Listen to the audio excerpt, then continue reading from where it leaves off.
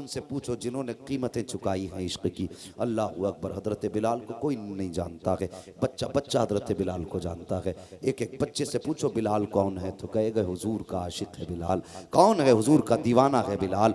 इश्क कैसा बिलाल का। अल्लाह अकबर। जब कोड़े मारे जाते थे ना, अहद अहद की सदाएं निकला करती थी। आपको तकते दहकते हुए कोयलों पे लिटाया जाता।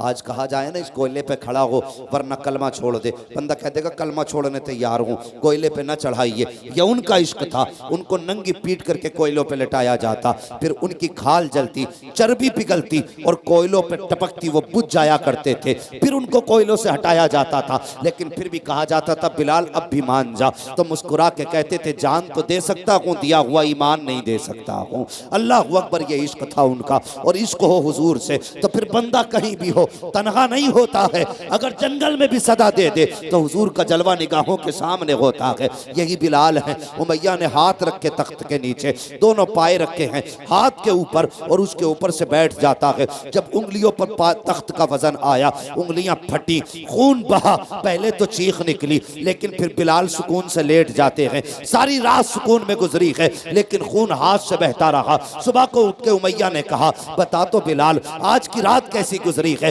अब तो कुछ सुधार आया होगा। हजरत बिलाल ने मुस्कुरा के कहा जितने सुकून की रात आज की गुजरी है, बिलाल की इससे बेहतर रात पहले नहीं गुजरी थी। का ताज्जुब होता है, सारी रात तेरे हाथ से खून बहता रहा, फिर भी तू कहता है सुकून की रात गुजरी है। का सुकून की रात कैसे गुजरी? तो बिलाल कहते हैं जब तूने मेरे हाथ के ऊपर तख्त का पाया रखा था, दर्द से चीख निकली थी, मैंने महबूब को पुकारा था। कब पुकारने की देर थी, हुजूर का जलवा निगाहों के सामने आ गया था।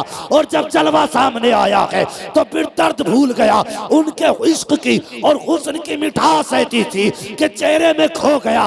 रात कब गुजरी, कैसे गुजरी पता न चला। तभी तो बरेली के इमाम कहते हैं जब आ गए हैं जोशे रहमत पे उनकी आंखें चलते बुझा दिए गए, रोते हंसा दिए।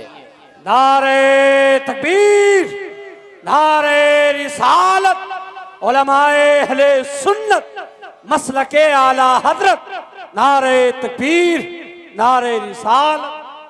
हाँ, आशिकों ने इश्क की कीमत चुकाई है। और लोग कहते हैं कोई वजीफा बता दो हुजूर का ख्वाब में दीदार हो जाए। हैं फ्री में ही देखना चाह रहा हुजूर को, फ्री में ही पूरी जिंदगी मेड़े काटता रहा, अब हुजूर दिखा दो इसे। इतना सस्ता है हुजूर का दीदार। पता कब होता है दीदार हुजूर का? जब दिल टूटता है इश्क में हुजूर के, तब दीदार होता है। अगर चाहते हो ना हुजूर जीते जागते दीदार कराएं, तो सबसे पहला काम तो ये कि हुजूर पे दुरूद कसरत से पढ़ा करें। और दूसरी बात, कभी हुजूर के लिए दुख उठा के देखो। जब तुम दुख उठाओगे, खुदा की कसम आवाज देने की जरूरत नहीं है, हुजूर खुली आंखों से आपको अपना दीदार अदा करेंगे। हाँ, लेकिन इश्क तो होना चाहिए हुजूर से। हुजूर के नाम पे कुछ तकलीफें तो हम भी उठाएं। उस कौम से क्या उम्मीद की जा सकती है तकलीफ की जिसे दाढ़ी में भी वजन लगता हो? दाढ़ी रखने में वजन है। हम कहते हैं हुजूर का दामन नहीं छोड़ेंगे, और काम क्या करते हैं? चेहरे पे दाढ़ी नहीं छोड़ेंगे, जुम्मे के जुम्मे साफ करा रहे। अगर कहीं टीचर बन गया तो रोज रगड़ के जा रहे। ये बाल नहीं आना चाहिए। और जवानों, ये बाल इतनी बरकत वाले हैं, अगर इसकी हकीकत पता चल जाए ना तो एक बाल तक तुम नहीं कटाओगे। जितनी बरकत की चीज है दाढ़ी। मैंने तो यहां तक बुजुर्गों को फरमाते सुना, अगर सुन्नी सही उल अकीदा कब्र में जाता है दाढ़ी लेकर के, फरिश्ते आते ना हिसाब सवाल करने के लिए, जब फरिश्ता कफन उठाता है चेहरे से, सुन्नी सही उल अकीदा है ना, तो चेहरे की दाढ़ी देख के ना ढक देता है। दूसरा कहता क्या बात है हिसाब नहीं लेना? तो कहता मुझे हया रही गई, इसके चेहरे पे मुस्तफ़ा की सुन्नत मौजूद है। ये इस दाढ़ी की बरकत है, इस दाढ़ी की बरकत। और फरमाया गया अगर दाढ़ी में सफेद बाल बन गए और उस बालों को लेके मर गए तो कब्र में अंधेरा नहीं होगा। उसके सफेद दाढ़ी के बालों से अल्लाह उसकी पूरी कब्र को रोशन फरमा दे। लेकिन सफेद की फजीलत है तो बंदा कोई नील लगाए घूम रहा दाढ़ी में, कोई गेरू लगाए घूम रहा, कोई काली पीली करे घूम रहा। और भाई ये जितनी सफेद होती है उतनी खूबसूरती बढ़ाया करती है। हाँ, नहीं लगता ऐसा? ऐसा लगा कुछ तो मेहंदी लगा के भूल ही जाऊं कई साल तक के लिए, तो निरी मैली सी लगने लगती है। ऐसा लगता है जैसे इन्हें मुंह ही नहीं धोया। वो अल्लाह के बंदे, सफेद थी तो खूबसूरत तो लगती, तो इसे सफेद रखा करो। सफेद नाजायज नहीं है मेहंदी लगाना। कभी ये ना समझे कि मौलवी नाजायज कह के गया, जायज है, लेकिन जो हुस्न सफेदी में है ना, वो किसी रंग में नहीं है, किसी रंग में नहीं है। तुम देख लेना, दो बुजुर्ग बैठा लेना, एक नीली रंग के लाया हो, दूसरा सफेद लिए बैठा हो, फिर देखना नूर की बारिश किसके चेहरे पे हो रही है। ये सफेदी अल्लाह की तरफ से बुजुर्गी का ऐलान है। तो चेहरों पे दाढ़ियां सजाएं नौजवानों, फिर इसकी बेपनाह बरकतें हैं, बेपनाह बरकतें हैं। और हुजूर के नाम पे दाढ़ी रखो, हुजूर के नाम पे, फिर देख खुदा की कसम, अल्लाह के करम से हुजूर तुझ पे कितने मेहरबान होते हैं। हम दाढ़ियां ही नहीं रख सकते, जुम्मे के जुम्मे कटवा रहे हैं। अगर कोई बंदा, वो था ना एक शख्स ने कार्टून बनाया था, तो हम मजम्मत करते हैं, गलत किया मिल जाए तो गर्दन काट दें उसकी, ये इश्क है। मगर बात ये है, हम कार्टून बनाने वाले पे इतने नाराज, और जो रोज दाढ़ी मुंडा के नाली में फेंकते हैं, क्या उन्हें हुजूर की सुन्नत याद नहीं आती?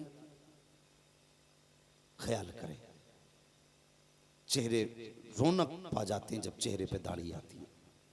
तो नौजवानों कोशिश करो, ये मत सोचना, लोग कहते हैं शादी नहीं होगी भाई दाढ़ी रख ली तो। क्यों? ये जितने दाढ़ी वाले, इनमें से कोई ऐसा है जिसकी ना हो रही हो? कभी शादियां दाढ़ी से नहीं रुका करती।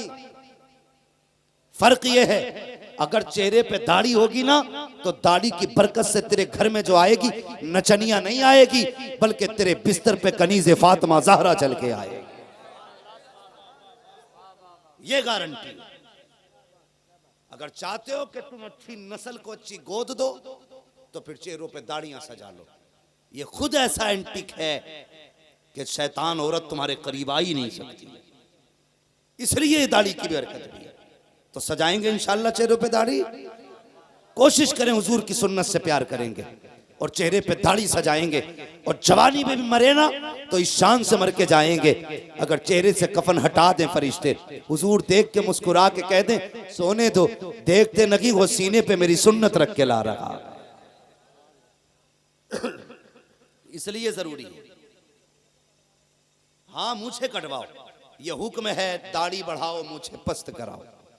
इतनी बड़ी मूछ मकरू है जो पानी वगैरह पीने में पानी में टच हो, समझ रहे हैं?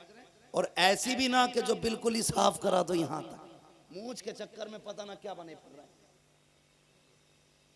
हाँ, मूछ का तसव्वुर ही अलग ले लिया लोगों ने, यहां तक मार गए, ऐसा लग रहा है नकली लगाए घूम रहे हैं। हाँ, तो मूछे पस्त कराने का हुक्म है, मुंडाने का नहीं। ये भी ख्याल रहे, मुंडाने में पस्त कराने में फर्क होता है। मुंडाना ये होता है उस तरह से, पस्त कराना छोटी करो जितनी हो सके काट के। तो कोशिश करें हर बंदा चेहरे पे दाढ़ी सजाए। और मैं कई सर देख रहा हूं जिन पे टोपियां नहीं है। अल्लाह तौफीक दे तो 1800 की पैंट लेके आओ ना, तो 18 रुपए की टोपी जरूर ले आना। अगले प्रोग्राम में कभी हाजिरी हो ना तुम्हारे गांव में, नसीब से, तो अल्लाह करे सबके सर पे टोपियां होनी चाहिए। बोलो इंशाअल्लाह। ओ शर्मा मत जवान, शर्माने की बात होती तो मैं खड़ा करके कहता टोपी कहाँ है। कोई बात नहीं, भूल गए, लेकिन आइंदा जलसे में जाते वक्त टोपियों का ख्याल रखें और हर वक्त टोपियां ओढ़ा करें। ये शिकायत करते हैं ना कि हमारी माँ बहनें दुपट्टा नहीं ओढ़ती, मैं अक्सर ये बात कहता हूँ, जब से जवान ने टोपियां छोड़ दी, औरतों ने दुपट्टे छोड़ दिए। आप टोपी ओढ़ना शुरू कर दो, बेटियां दुपट्टे ओढ़ना शुरू कर देंगी। तो लाजिम करो टोपी को, हमारी पहचान है टोपी, हमारी शान है टोपी, और हम इसे ही नहीं ओढ़ते तो